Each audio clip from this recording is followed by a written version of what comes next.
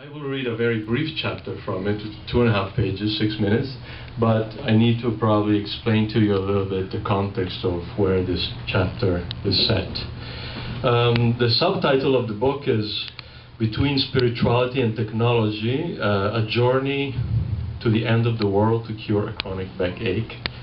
Everybody's standing straight. I know the feeling.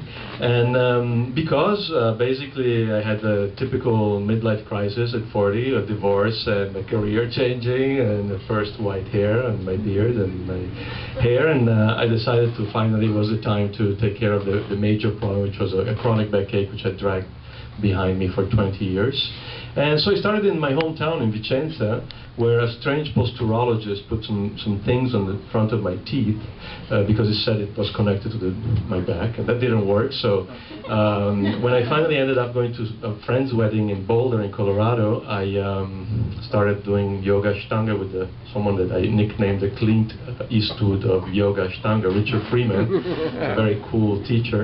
And then I was walloped, which means basically someone gets elbows into your back until you start screaming. And that didn't work really that well. So then I moved on to Los Angeles, and that's when kind of the book finally woke up, because I was exposed at a friend's house, someone I just met at a dinner, and she said, oh, I have the solution for your back. And we go to this friend's house in Venice Beach, California, and she hooks me up with some strange machineries, my head, my ankles, wasn't S&M, but it was a bioquantum feedback, which basically explained to me, as she translated what she was reading from the screen, that the problem with my back was connected to a karmic knot, something that my prior incarnation, a social crime, a prior incarnation had done in 1658. I don't know exactly what it was, but that was the problem. I kind of born in Geneva, so I'm a bit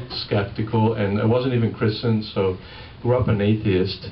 And I had a problem with the idea of spirituality and the soul. So to see it photographed on the screen was a bit of a shock, and kind of clicked in me this idea of pairing the search for a cure for my backache with an investigation of spirituality and technology. So that's where the book took off. And I took off also to go back to Italy and to join a friend into a trance music rave party on the mountains above Portofino, where I investigated, after witnessing a spiritual healing on the dance floor, the relationship between electronic music and spirituality, which was quite interesting. And this spiritual healer, this friend of mine, invited me to Argentina, so that's where I started to shift the whole investigation into Argentina.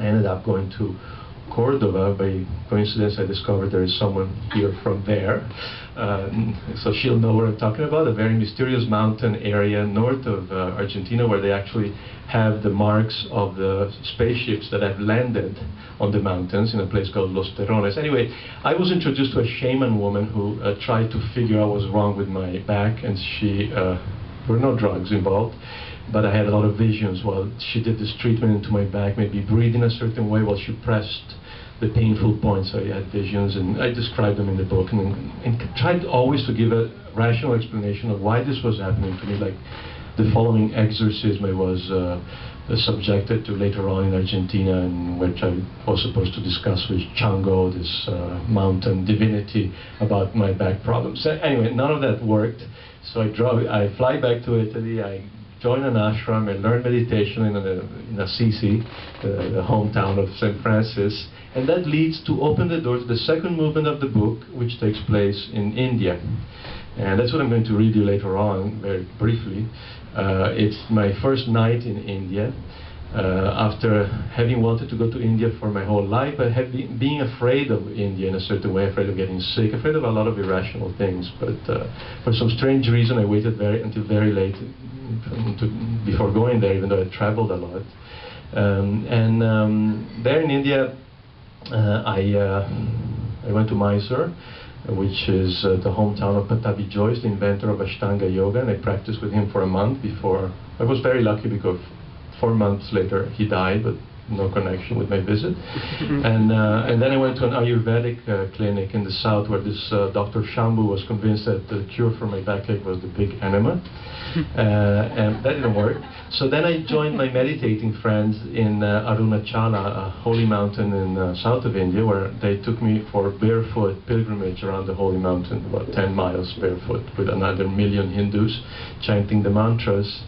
And whether that worked or not, I won't tell you, because I think the book will come out in English, so you might want to read it eventually. But what I will read now is the chapter that takes place in Mysore.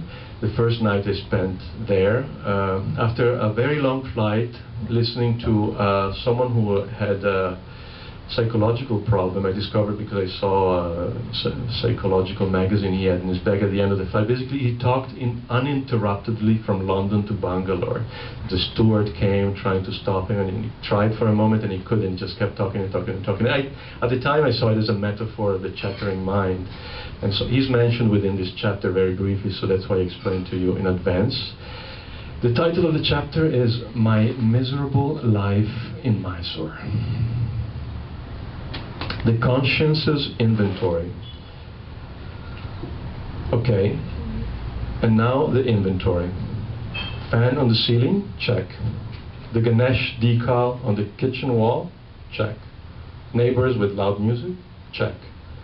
3 shelves where I can roll out the content of my backpack, meaning 3 pairs of trousers, 4 pairs of underwear, 3 shirts, 6 t-shirts, 4 books, vitamins, anti-mosquito spray, 1 bag of medicines? Check. There is also, unfortunately, that neon light to blame for the sudden and deep languor that crushes me, and out of the blue, stabbed in my Swiss Venetian self-control, mein Gott im Himmel, I violently crash land, and suddenly I miss everyone. Terribly. My son, my mother, my brother and his family, my sisters, my nephews, my London friends, my friends in Venice, and I miss you, whoever you are, reading these words. And all the people with whom I've dealt with in the last few months, Roberto and Giorgio, Matteo, Bob, and all my friends who I've been able to cross paths with in Italy and the United States and Argentina. I'm almost tempted to start missing